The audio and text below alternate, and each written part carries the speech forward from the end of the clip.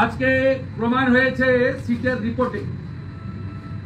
আমরা বলেছি ডিসেম্বর মাস থেকে পুলিশের ট্রান্সফার শুরু হবে 26-এর নির্বাচনকে সামনে রেখে। সেই ট্রান্সফার গতানুগতিকভাবে করলে হবে না। 2 বছরের বেশি বা জেলার ভোটার থাকলে এসআই থেকে আপওয়ার্ডস ট্রান্সফার হয়। ডিসেম্বর মাস থেকে প্রক্রিয়া শুরু হবে। জানুয়ারির 1 তারিখের মধ্যে সাধারণত as per last experience complete করতে হয়। বাকিটা ইসিআই বলবে, আমার এখতিয়ার নেই বলা। কিন্তু আমি 16, 11 আর 21-এর অভিজ্ঞতার ভিত্তিতে বলছি। আমরা বলেছি পশ্চিমবঙ্গে নির্বাচনের দিন এবং নির্বাচনের আগের দিন, প্রচার বন্ধের পরে 48 ঘন্টা, বিশেষ করে ভোটের আগের দিন, ভোটের দিন কোন OC IC, SP, SDPO, DSP, DGP, ADG এরা ফোন ধরে না বিরোধীদের। সেক্ষেত্রে আমরা বলেছি যে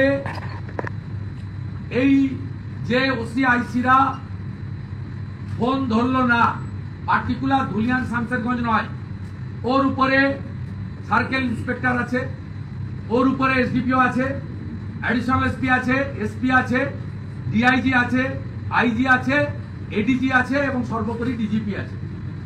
পুরো চেনটা পলিউটেড, পলিটিক্যালি বায়াসড, এবং তারা এই কাজ দিনের পর দিন করেছেন।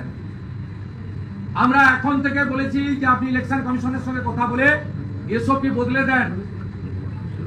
আপনি যে কোনো স্টেট থেকে পুলিশ আধিকারিক নিয়ে এসে অফিসার ইনচার্জ, এসপি, ডিজিপির জায়গা বসান, নইলে সেন্ট্রাল প্যারামিলিটারি ফোর্স থেকে বসান। এখন থেকে আপনাকে স্ট্যান্ডার্ড অপারেটিং প্রসিডিওর চেঞ্জ করতে হবে। পশ্চিমবঙ্গের ডেমোক্রেসিকে রক্ষা করার জন্য আমরা ফেভার চাই না, আমরা ফেয়ার ইলেকশন চাই কমপ্লিটলি। এটা আমরা বলেছি। Arun Garai case, it's a big big big scam.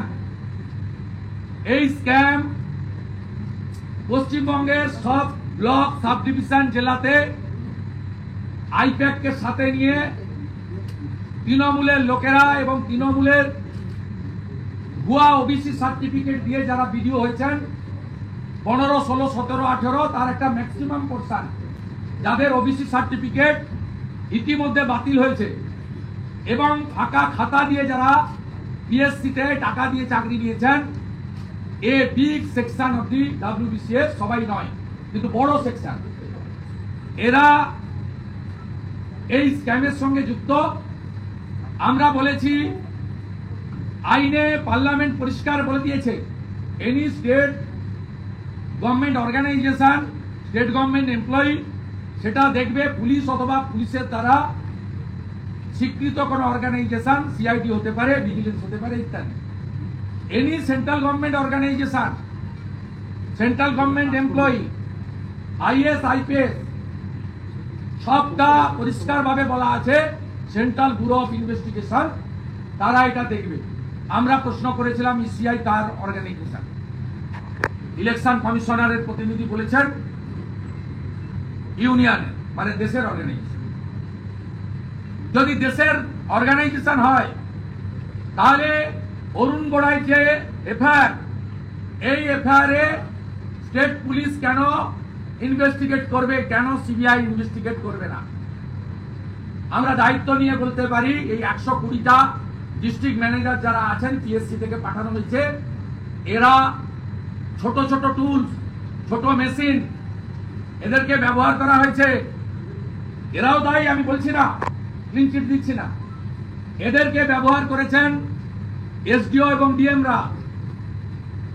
তাই এই কেস অবিলম্বে আপনি সিবিআই কে হ্যান্ডওভার করুন। উনি বলছিলেন সাব জুডিস, আমি বলেছি সাব জুডিস নয়। অরুণ গোড়াই কলকাতা হাইকোর্টে গেছে যে আমাকে দিয়ে করানো হয়েছে, সেন্ট্রাল এজেন্সি ইনভেস্টিগেশন চাই। কলকাতা হাইকোর্ট এখনো কোনো ইন্টারলোকেটরি বা ইন্টারিম অর্ডার দেয়নি। স্বাভাবিকভাবে এটা সাব জুডিস এই মুহূর্তে নয়। আপনি চাইলে ইসিআই কনকারেন্স নিয়ে, লিগ্যাল ওপিনিয়ন নিয়ে উইদিন ফিউ আওয়ার্স এই কেস আপনি হ্যান্ডওভার করে দিতে পারেন সিবিআই কে। আমরা দায়িত্ব নিয়ে বলতে পারি কাকদ্বীপের এসডিও মধুসূদন মন্ডল, দক্ষিণ 24 পরগনার ডিএম, যাকে ভাইকোর ডিএম বলা হয়, সুমিত গুপ্তা, এরা ডাইরেক্টলি ইনভলভ। আজকে যাদের জন্য অরুণ গোড়াইয়ের বিরুদ্ধে এফআইআর সাসপেন্ড হয়েছে, সেই আপনারা টিভি গিয়েছিলেন তাদের কাছে জিজ্ঞেস করতে কিভাবে নাম উঠেছে। সেই রোহিঙ্গা মুসলমান বলেছে আপনাদের সামনে যে আমি 10,000 টাকা তৃণমূলকে দিয়ে ভোটার তালিকায় আমার নাম তুলেছি। ইতিমধ্যে আমরা খুশি, রানাঘাট চাকদাতে যে বাংলাদেশি লোকের ভুয়া এপিক কার্ডের কেস সামনে এসেছে, সেই কেস এনফোর্সমেন্ট ডাইরেক্টরেট নিয়ে নিয়েছে, যেহেতু ফরেন মানি ট্রেল হয়েছে হেমা অ্যাক্টের আওতায়। এটা আমরা চাই, যেহেতু উনি বলছেন, এটা আমরাও বলছি, হ্যান্ডবুক পরিষ্কার, it's a central government organisation. Central government অর্গানাইজেশনের কোনো malpractices, fraud, anomaly, any type of violation of the guideline হলে এটা কনসার্নিং এজেন্সি ইনভেস্টিগেট করবে।